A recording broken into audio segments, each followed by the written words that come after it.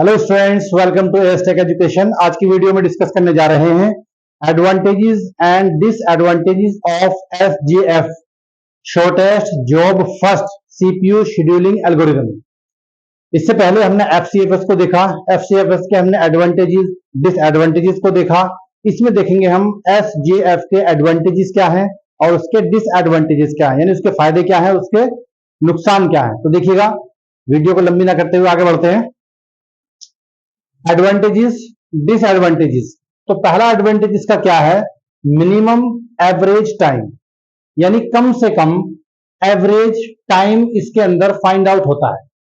क्यों होता है? क्योंकि इसमें आप जानते हैं अच्छी तरह से कि जिसका भी मिनिमम बर्स्ट टाइम होता है उस प्रोसेस को सीपीयू पहले एग्जीक्यूट करता है।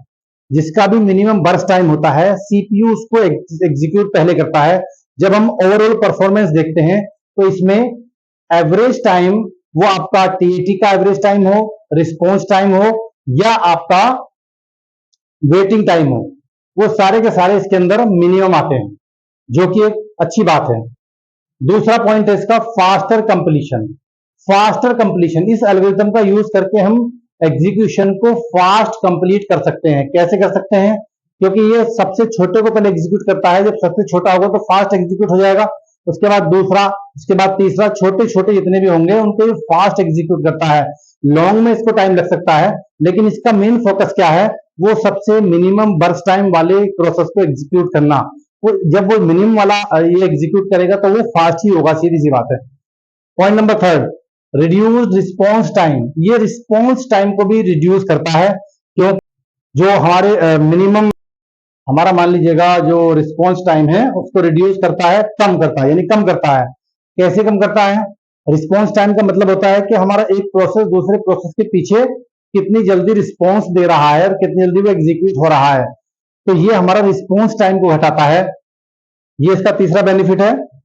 चौथा, शॉर्टर या शॉर्टेस्ट जॉब आर फेवर्ड।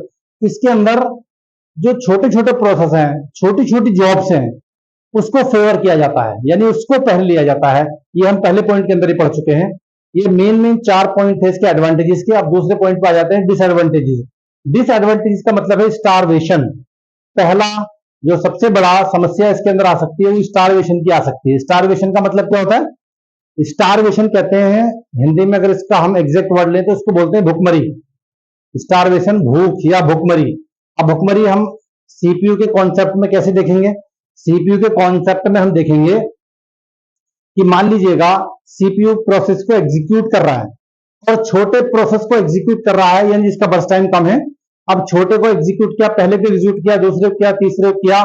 अगर मान लीजिएगा छोटे छोटे एग्जीक्यूशन के लिए प्रोसेस आते रहे तो सीपीयू उन्हीं को पहले एग्जीक्यूट करता रहेगा। जो लॉन्ग प्रोसेस आएंगे जिनका बर्स्ट टाइम ज्यादा होगा, जो लंबे लंबे बड़े बड़े प्रोसेस आएंगे उनका नंबर ही नहीं आएगा। वहां पर स्टारवेशन की समस्या पैदा सीपीयू को हो सकती है, वहां पे भुखमरी की समस्या आ सकती है, वहां पे स्टारवेशन की समस्या आ सकती है। उसका नंबर बहुत बाद में आएगा, उसका नंबर वो वेट ही करता रहेगा। तो इस सिचुएशन को हम बोलते हैं स्टारवेशन, जहां पे number of processes, short number of processes या number of processes which have the minimum burst time, वो कंटिन्यूटी आते रहते हैं, लॉन्ग का नंबर ही नहीं आता है। तो इस कंडीशन को, इस सिचुएशन को हम स्टारवेशन कहते हैं। तो ये समस्या इसके अंदर आ सकती है और अक्सर आ भी जाती है। Next, can not be implemented at level of short term CPU scheduling. इस एल्गोरिथम को हम शॉर्ट टर्म सीपीयू शेड्यूलिंग के लिए अप्लाई नहीं कर सकते हैं। इस एल्गोरिथम को हम अप्लाई नहीं कर सकते हैं, ये इसका सेकंड डिसएडवांटेज है। नेक्स्ट लास्ट है आपका, रिक्वायर्स नोइंग जॉब ड्यूरेशन। अब इस एल्गोरिथम के लिए हमको क्या करना पड़ेगा? इस एल्गोरिथम के हमें पहले से हमको फाइंड आउट करना पड़ेगा एग्जीक्यूशन से पहले ही कि किसका जॉब ड्यूरेशन कम है, यानी किसका बर्स्ट टाइम सबसे कम है। तो ये अक्सर क्या होता है, बेसिकली ये पहले से ऑलरेडी जानना कि किस प्रोसेस का या किस जॉब का बर्स्ट टाइम बहुत कम है, किसका मिनिमम है, या पहले से उसकी नॉलेज हासिल करना कि उस जॉब ड्यूरेशन क्या है, उसकी जॉब ड्यूरेशन क्या है। तो ये थोड़ा टिपिकल होता है, ये रियल लाइफ एग्जांपल्स के अंदर ही बहुत मुश्किल होता है एडवांस में, फ्यूचरिस्टिक या एडवांस किसी के बारे में जानना। तो यहां पर भी इसके अंदर टिपिकल है, इसको भी समस्या इसके अंदर ये आ जाती है। तो यहां पे भी इस एल्गोरिथम को सूटेड नहीं माना गया। उम्मीद करता हूं कि मेन 4 पॉइंट या 3 पॉइंट आपके समझ में आए होंगे। और अगर एग्जाम में आता है 1 नंबर में, 2 नंबर में, तो आप इतने पॉइंट लिख सकते हैं। और भी इसके अलावा कुछ और पॉइंट्स होते हैं तो आप वो सेल्फ स्टडी कर सकते हैं। मेन यही है वैसे, ठीक है। तो अगर आपकी समझ में ये पॉइंट्स आ गए हैं तो वीडियो को जरूर शेयर कीजिएगा, लाइक कीजिएगा अपने दोस्तों के साथ में, और चैनल को प्लीज जरूर सब्सक्राइब कर लीजिएगा।